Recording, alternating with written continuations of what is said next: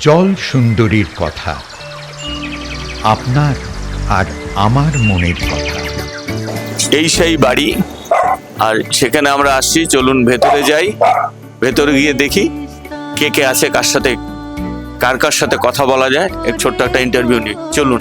নমস্কার। জল সুন্দরী কথায় আজ আমরা যেখানে এসে পৌঁছেছি, দেখতেই পাচ্ছেন আমার পাশে কে বসে আছে। কাল দার্জিলিং মেলে জলপাইগুড়ি থেকে চেপে সারা রাত ট্রেনে জার্নি করে এসে পৌঁছালাম আজ ভোর 5টায় শিয়ালদায়। সেখান থেকে সোজা চলে এলাম দেশপ্রিয় পার্ক কুমার অডিও একটি স্টুডিওতে। এখানে যখন দরজা খুলে আমাকে দেবাশিস দা প্রবেশ করালেন, একটা গা শিহরণ করে উঠল, জেগে উঠল, মানে গায়ে কাঁটা দিয়ে উঠল। এবং দেবাশিস দা বলল, তুমি যেই বাড়িতে এসছো সেই বাড়িটাতে কার জানো? আমি সেটা আর বলবো না। আমি দেবাশিস দার কাছেই যাই। দেবাশিস দার নিজের এবং কাছের মানুষ, তার থেকে আমরা শুনি। আসুন দেবাশিস দা। তখন আকাশবাণীতে একটা অনুষ্ঠান করব, রবিবারের আড্ডা।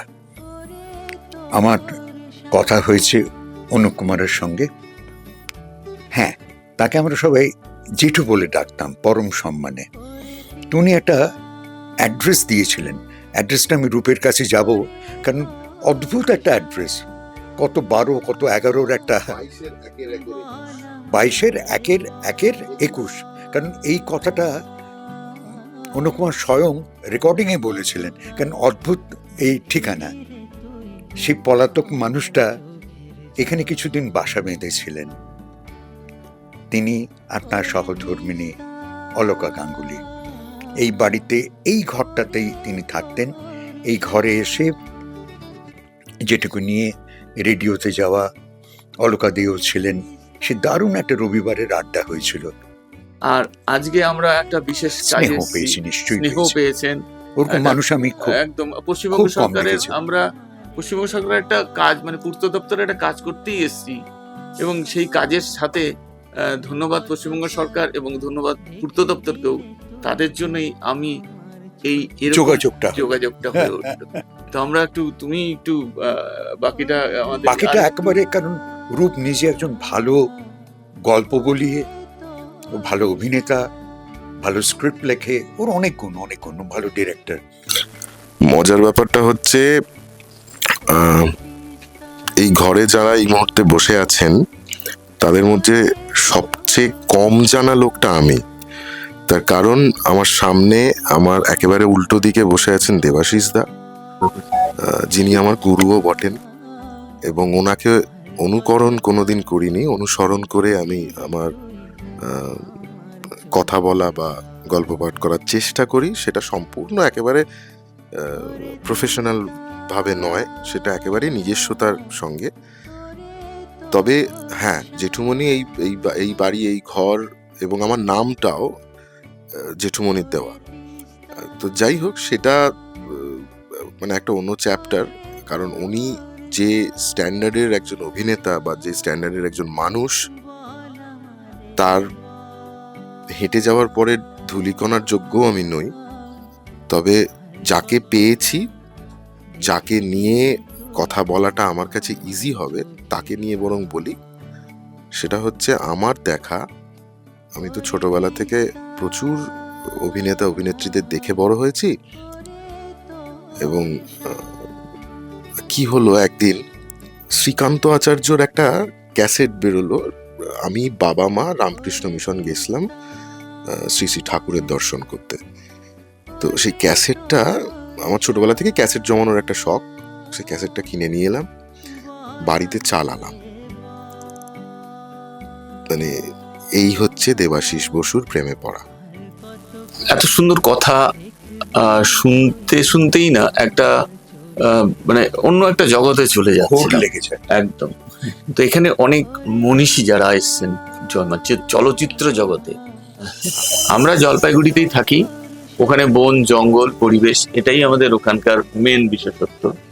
তো বন নিয়ে কাজ করতে করতে বন্য প্রাণের সাথে মিশতে মিশতে একটা অন্যরকম ফিলিংস আমাদের হয় ওখানে। কিন্তু কলকাতায় আসলে না একটা নতুন উজ্জীবন এসে যায়, মানে নতুন ভাবে আরো কাজ করব, আরো কিছু করবো, এরকম একটা হয়।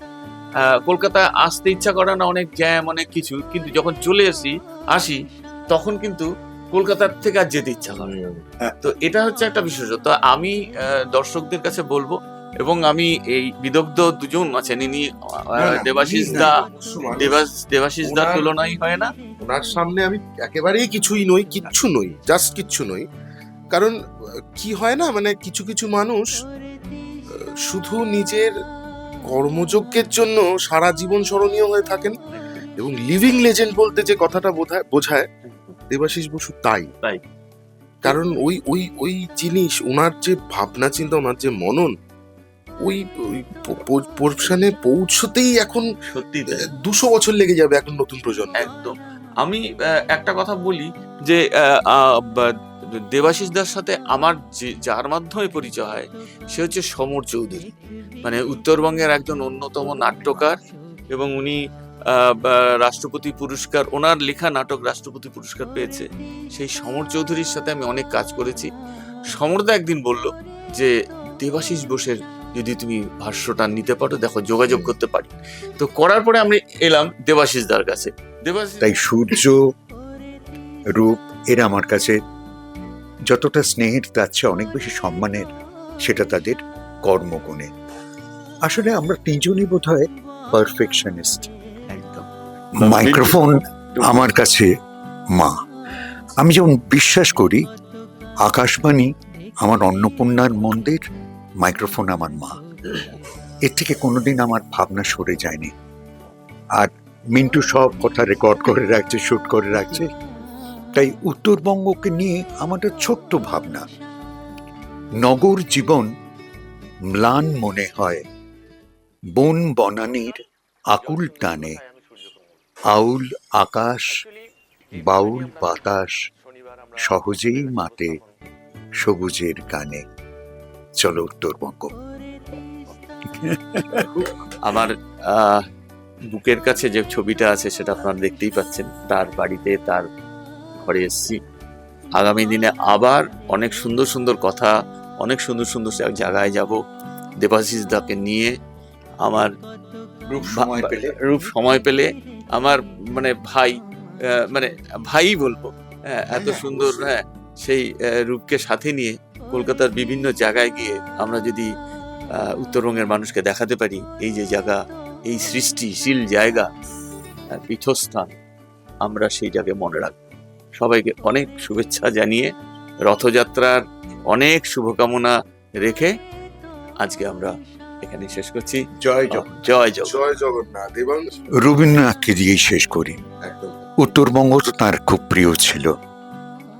তিনি প্রতি প্রাতের প্রথম প্রভা, মধ্যাহ্নের তান, সূর্যাস্তের রক্তিমাভা, ধ্রুবতারার গান, মানবতার প্রিয় পুরোহিত, পবিত্রতার ধারা, পৃথিবীর সব প্রণাম মন্ত্র, রবি ঠাকুরেই সারা।